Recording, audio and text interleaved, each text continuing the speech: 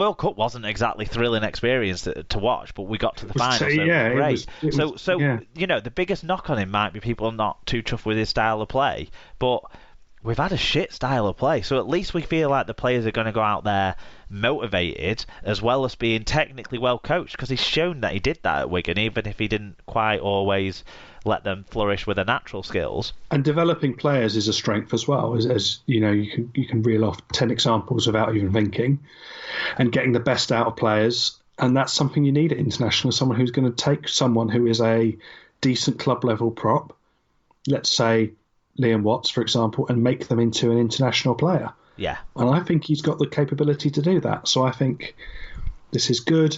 Also, because he's out the club game, it stops any club getting uppity about him being poached, or, you know, if it would, say, Darryl Powell, who's the other obvious one, if he had been given the job, you know, you can just imagine the whining now. So I think it stops that kind of thing, and I think everybody can get behind it. It will be interesting to see who brings on as his assistants. Yeah, I mean, all that's still to be confirmed, that sort of stuff. So more news be awaited on that. We're generally positive. If there's people out there who have a different view, we know this news story came in too late to get the fan views in, so send it in and we'll include it in the feedback part of next week's show at the top. A player that he'll have... Kevin Sinfield needing to concentrate on his role at Leeds. Because that's worked out so well. Wayne's going to be full-time. We don't need someone being part-time. You know, it's full focus, isn't it? There's no half-arms now. There's full focus on the England job, so that's what we want to see. Right, a player who's going to have at his disposal will be St Helens forward Luke Thompson, but he will be leaving the defending Super League champions at the end of this season. The 24-year-old prop, who's in the final year of his contract with Saints, will join NRL side Canterbury Bulldogs. Thompson has scored, well, it's irrelevant, he's played 158 times for Saints, helping them to win 3 League Leaders' Shield, 2014, 18 and 19, and he also won 2 Super League Grand Final rings in 2014 and 2019, and of course collected the Harry Sunderland Trophy for Man of the Match in last season's final against Salford. One of the best players in his position in the world. It was inevitable that he belongs in the NRL at this stage of his career. What do you think? Yeah, I think some people were expecting it to happen this season, for the start of this season. I think, great. I can't wait to see him do well in the NRL, and also Canterbury, somewhere where British players have done well before. Well, so they've clearly, it's a very well trodden path of success, isn't it? James Graham being the predecessor here. Yeah, and Jonathan Davis before, doing well at Canterbury. So it's a club that's gonna be there for him, and I think exposing our top forward to the top competition is only going to be good for international competition and for that World Cup. Yeah, it's a shame to lose him from Super League because he is such a great player to watch week in, week out. But with the way that the world is now, we can still watch him week in, week out. And like you say, it hopefully will elevate his game at a level at the international sphere, which is what we want for 2021. We want our best players being at the full top of their game, and I think this is a way to help Luke Thompson be there. He'll play less games. Yeah, well, he will, and he'll have those mid-season breaks when they're playing Origin. Yeah, of course, yeah. So he'll be nice and refreshed and fit, and he can use that for extra conditioning to get him over to that World Cup. So yeah. Good stuff. Right, okay. Saints fans who want to drop a note in on Luke Thompson again, send it to us during the week and we'll put it on for next week's show. Okay, do you want to take us through the story that we've kind of... No, I don't want to do it. Sacked Australian Rugby Union international Israel Folau has made a switch back to Rugby League with a move to Super League club the Catalan Dragons. Folau reached a settlement with Rugby Australia in December after he was released for writing homophobic posts on social media in April for the second time. He was sacked for saying hell awaits gay people after previously being warned over his social media conduct. Folau, who is 30, has signed a 1-year deal with the French club. The Rugby Football League and Super League say they deplored Folau's previous comments, and it was a difficult decision to allow him into the competition. Super League Chief Executive Robert Elston said strict guidelines are in place to avoid Folau again making such comments, and warned that a repeat would see the player's contract being terminated immediately.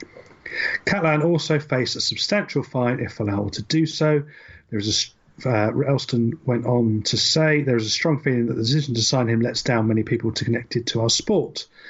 I made Catalan Dragon aware of those views. However, Super League does not have the authority to veto the registration of players and is satisfied by the due diligence carried out by the Rugby Football League.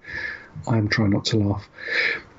The RFL said they do not have the regulatory framework to stop Folau from joining Catalan and as such could not prevent his participation in the sport. The player has not been charged or found guilty of any criminal offence, an RFL statement said. The moral responsibility for deciding whether to sign a player sits with individual clubs. We have sought and received reassurances from both player and the club regarding future behaviour. Keegan Hurst, the first British Rugby League player to come out as gay, no, because I suppose he came out whilst a Rugby League player. Okay.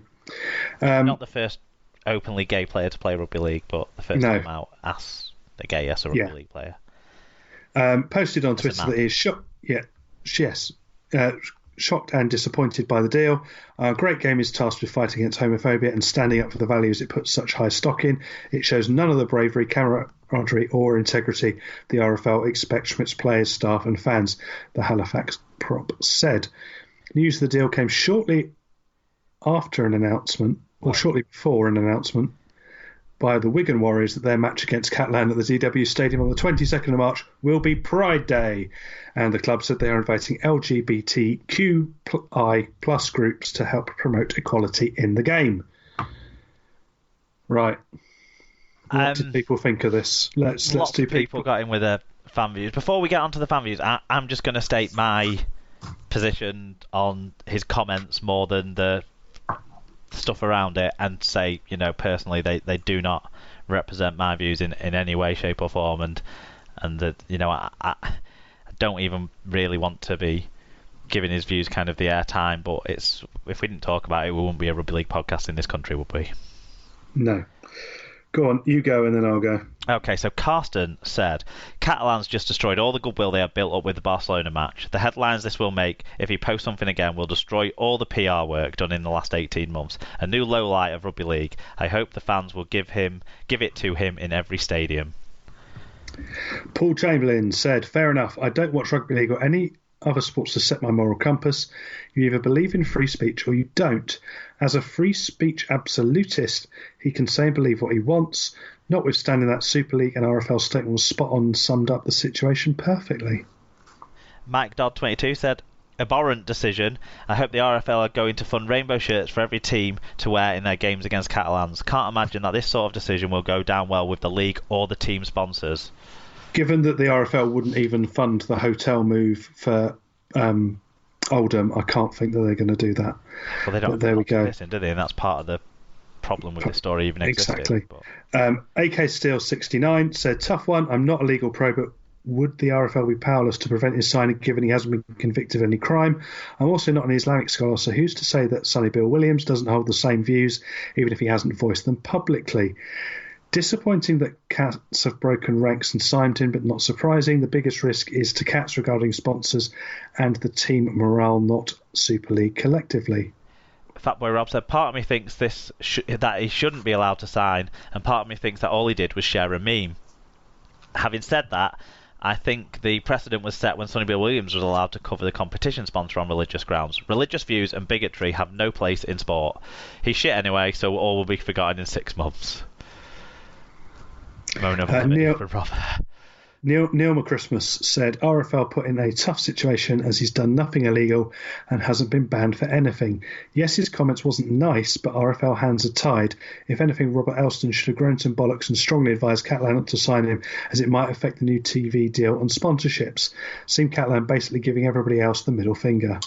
The Wakey White said, seems I'm in a minority here, but I'm not overly concerned with the signing. Yes, his views are Neanderthal, but he has agreed to keep them to himself under the threat of having his contract terminated. It's not like he's a wife-beater like Louis or ended someone's career with a cheap shot like Flower. I don't welcome him, but don't think he should be banned for religious beliefs either. Double Champ Tom said, disappointed any club signed him, but let's face it, it would either been Wigan or Catalan, wouldn't it? Hoping every club does what Wigan do and make Brit Pride Week whenever Catalan visit and blast Electric Six, the Village People and Erasure through the entire warm-up. I give him 2 months until he tweets about Brexit being caused by LGBT. I also think they should really be adding Pet Shop Boys, It's a Sin. I think that should be blasting on as he comes on or something similar. Yeah, when they go through the teams. Yeah, perfect. Yeah, just to really ramp up the Camp Disco feel. Mark Butler said, "This is bad publicity for the league and a pretty desperate and disappointing act from Catalans, but I fail to see what Super League is supposed to do about it, despite assertions to the contrary. We have admitted some unsavoury characters into the game, and this makes excluding Flabby difficult. Even without this inconsistency, I imagine a legal position to exclude him would be very shaky. Wigan's response seems best." And the final view on this one is Martin Simpson said, "What are the Catalan Dragons thinking? I have thought, and it was understood, that Toronto were going to be the Super League villains this season." Well, that's been pissed out of the water, isn't it? I mean, it gives us a sort of lighter edge to the way this serious topic is round off. That's appreciated, I think, because any sort of brief moment of chuckles amongst this kind of helps us address that. Yes, fucking there shit are, show, yeah. Other things in this world, but this is not a savoury thing to have to be talking about. Right, so lots of things mentioned in that.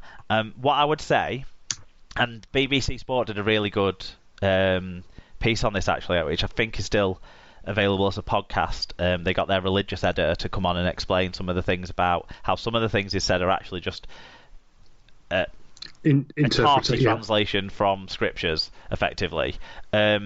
So from that point of view, I think it's important. I think it's the important thing to start with. Actually, is that to spell out that this isn't a mainstream Christian view. From a Christian point of view, this isn't.